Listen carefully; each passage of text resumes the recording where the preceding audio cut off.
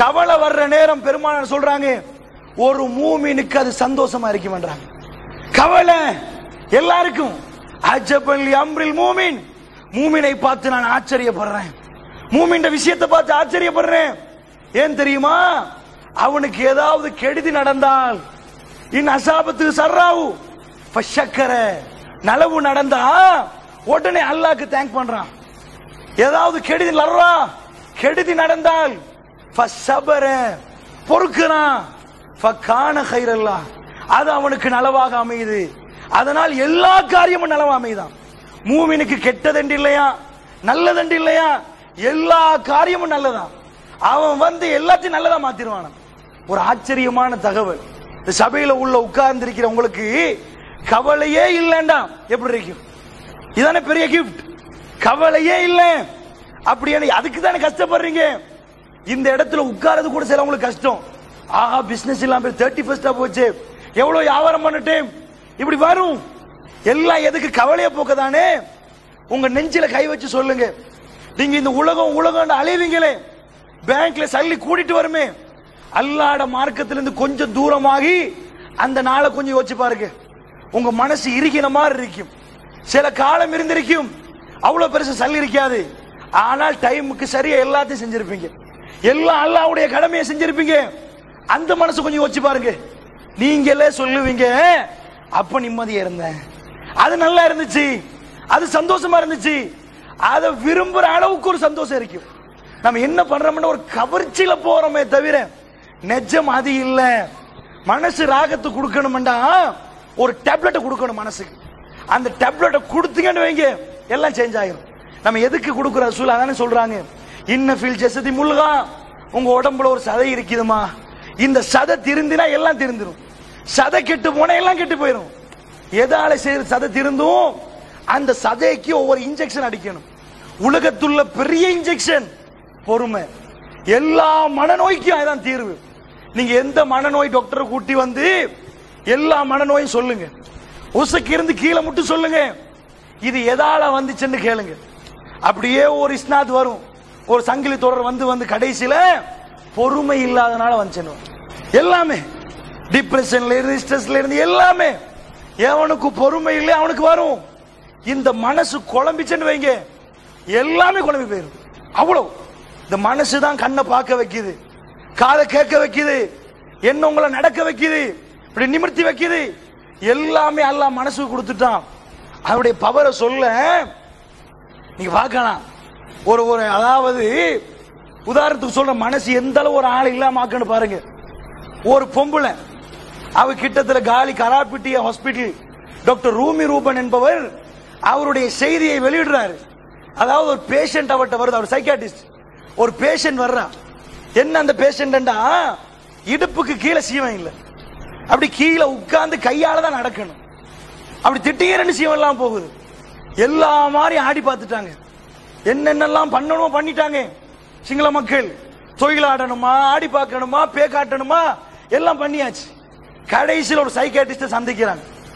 சந்திச்சு இப்படிதான் இவ திட்டீரண்டு இந்த இடுப்பு கீழே சீவம் இல்லை, நடக்க இயலாது, நிமிர்த்த இயலாது, ஒன்றும் பண்ண இயலாது. என்னன்னு பார்த்தா இப்படி உட்கார வச்சு அந்த பொம்பளைக்கு என்ன ஆகுதுன்னு விசாரிக்கிறார். ஒரு தகவலை சொல்றாங்க வீட்டாளுக்கு. இவ திடீரென்று இப்படி இருப்பான், அப்படியே ஒரு மயக்கம் மாறி இந்த பகுதி சீவன்லாம் போயிடும். இப்படி உட்கார்ந்துட்டாண்டா கையால் இப்படி மெல்ல மெல்ல நடப்பா. முன்னாடி எங்க நடக்கிறா தெரியுமா? எங்க வீட்டுக்கும் அடுத்த வீட்டுக்கு ஒரு தாப்பு இருக்குது, அந்த தாப்பு பக்கத்துக்கே நடக்கிறான். அவ சொல்றா இல்ல ஏன் நடக்கிறேன், அவ ஒரு மாறி இருக்கிறான் அந்த நேரம்ல. அதுக்கு தான் நாங்க பே பிடிச்சேன்னு நம்பினோம், அதனாலதான் பே காட்டினோம், பே விரட்ட பார்த்தோம். இப்ப கடைசியில் உங்கள்ட்ட வந்துட்டோம்ட்டாங்க.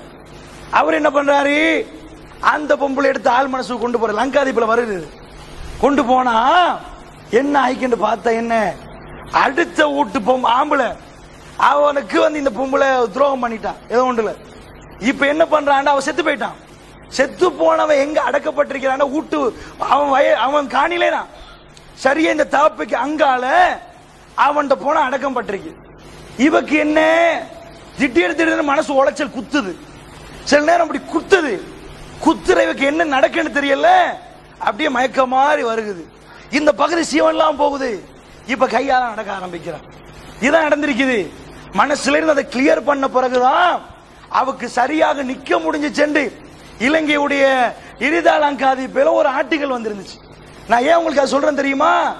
ஒரு மனுஷன் இந்த பகுதி அப்படியே சீவன் இல்லாம போறதுக்கு மனசுல உள்ள குற்ற உணர்வு காரணம். பெருமாள் தான் சொன்னாங்க, எல்லா காரியங்கள்லயும் எல்லா மனுஷனுக்கு நலவு கெடுதி தெரியும். கெடுதி என்ன செய்யும் தெரியுமா? மனசு ஓட்டையாக்கும். அதே மனசு துண்டு இதாக்கும். ஒரு சஹாபி வந்து கேட்கிறார், யாரு சொல்லலாம், அனில் இஸ்மி வல் பிர், பிர்ர பத்தியும் இஸ்ம பத்தியும் கேட்கிறார். நல்லதை பத்தியும் நன்மையை பத்தியும் தீமையை பத்தியும். ரசூல் என்ன சொன்னாங்க? ஹாக்கஃபி சத்ரிக், அடே உன் நெஞ்ச தோண்டுண்டாது. நீ தப்பு பண்ணிட்டா நைட்டுக்கு பிறண்டு பிறண்டு தூங்குவாய், நீ காலையில எழும்பி சொல்லுவாய் தூக்கம். நேத்து ஒரு ஆள் கால் பண்றாரு, இப்படிதான் ஏன்னா சொல்றாரு, நான் ஒரு படம் ஒன்று பார்த்துட்டேன் வெக்கத்தில், இப்ப ஒன்னும் செஞ்சுக்கொள்ள வழி இல்ல, எப்படியோ இப்ப சொல்லணும். இப்ப என்ன இந்த பானை ஒரு ஆள், நான் இப்படித்தான் ஒரு படம், என்ன படம் பார்த்தேன், இல்ல பே படம் மாதிரி இங்கிலீஷ் படம் தான், எனக்கு தூக்கமே இல்ல ஒரு மாசமா சொல்ல இயலாம, இப்ப அதுக்கு மிச்சம் கட்டம் தாங்க இயலாது, அதுக்கு அடுத்ததாக இப்ப சொல்லிட்டாரு. இப்ப என்ன பண்றது, நான் தான் தப்பு பண்ணிட்டேன், இப்ப எந்த நேரம் இப்படி இருக்க போக்கல திடீரெண்டு நான் கேட்டேன், உனக்கு சீவன் இல்லாம போகுது? ஆமா சீவன் இல்லாம போகுது, இப்படி மேலெல்லாம் நடுங்குது திடீரெண்டு. பே படத்தை பார்த்துட்டு இப்ப நைட்டுக்கு பெட்ல அங்கிட்டு பெறல்றாரு இங்க பெறல்றாரு, என்ன சீவன் இல்ல, என்ன காரணம்? இதான் காரணம். அன்பு சகோதரர்களே, இந்த மனசு இருக்கிறே அந்த மாதிரி இது கொண்டு பம்ப் பண்ணிட்டீங்கன்னு வைங்க, சரியானது கொடுத்தால் சஹாபாக்களுக்கு அதான் கொடுத்தாங்க. எப்படி? ஒரு தோழர் வந்தார், கையில் ஈச்சப்பழம், ரசூலுல்லாஹ்விடம் கேட்டார், யார ரசூலல்லாஹ், சொர்க்கம் வேண்டும் யார ரசூலல்லாஹ். அந்த ரிவாயத் எப்படி வருகுதுன்ற அந்த ஹதீஸ், கையில உள்ள ஈச்சப்பழத்துல பாதி வாயில மத்த பாதி கையில, யார ரசூலல்லாஹ் சொர்க்கம் வேணும், அதுல குதிப்பான்றாங்க. அவர் இந்த ஈச்சப்பழத்தை சாப்பிடுறதுக்கு அவர் கேளாது, இப்படி தூக்கி ஒரு பக்கத்துல போட்டு ஒரு குதி. அவர் கடைசியில ஷஹீதாக்கப்பட்டிருந்தார். அந்த மனசுல குட்டுக்கிற இன்ஜெக்ஷன் சரியா போய் சேர்ந்திருந்தால் ஆளே மாறிடுவான். அந்த மாதிரி தப்பான இன்ஜெக்ஷன் போனால் மயங்கிடுவான். என் கடைசி தர்பியால நான் சொன்னேன், உலகம் உலகம் உலகம் மயங்கிறானே, எல்லாம் போதை குட்டிச்ச மாதிரி உலகத்துக்கு மயங்கினா எண்ணுவான், எதுக்கு என்று தெரியல, எதுக்கு சல்லி என்று தெரியாது. இது துன்யா என்பது என்ன மெத்தையில போட்டு படுக்க வைக்கிற என்ன நல்ல ஒரு இதா, விஷ பாம்பு அது. சொல்லுவாங்க சிங்களத்துல, இருந்தாலும் இல்ல இல்லாட்டியும் பிரச்சனை, இருந்தாலும் பிரச்சனை. துன்யா கூடி வந்தாலும் நீங்க கூடி இருக்கு. உங்களுக்கு பாருங்க லைஃப்ல போன வருஷத்தை விட இந்த வருஷம் துன்யா கூடி தான் இருக்கு, எல்லாரும் கூடி இருக்கும். இப்ப நீங்க 5 நிமிஷம் உட்காருங்க, உட்கார்ந்து கண்ணை பொத்தி இந்த பள்ளியில உட்கார்றேன், இப்படியே தியாரிய யோசிங்க. எல்லாம் 31க்கு சாமான் வாங்கிட்டு காஃபி எல்லாம் இருப்பான், அப்படியே கம்பா டிஸ்ட்ரிக்ட் யோசிங்க, நீங்க யாருன்னு விளங்கும், உலகத்தில் உங்க பெருமதி என்னன்னு விளங்கும். அப்படியே ஸ்ரீலங்கா யோசிங்க, அப்படி உலகத்தை யோசிங்க. இப்ப ஒபாமா யோசிங்க, இப்ப என்ன ரூமுக்குள்ள என்ன பண்றாரு தெரியல, யோசிச்சு பாருங்க, நீங்க யாருன்னு உங்களுக்கு விளங்கும். நான் ஏன் தேவையில்லாம இப்படி ஆகினு உங்களுக்கு புரியும். நீங்க 5 நிமிஷம் உங்களை பத்தி யோசிக்கல, அதெல்லாம் நடக்குது. மயங்கி போதையில வந்த உடனேயே என்ன ஆகுதுன்னு தெரியல, என்றன்னு முடியுது இல்ல, குறைஞ்சா கவலை, இருந்ததுக்கு எண்ணத்துக்காக பாதுகாக்கிறத வச்சிருக்கோம். ஒட்டனை யூஸ் ஆகிச்சா என்றைக்காவது யூஸ் ஆகும்.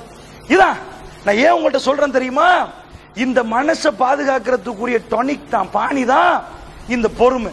அது எப்படி பண்ணணும் என்று அல்லாஹ் சொல்லித்தாரா, நான் அதை சொல்றேன்.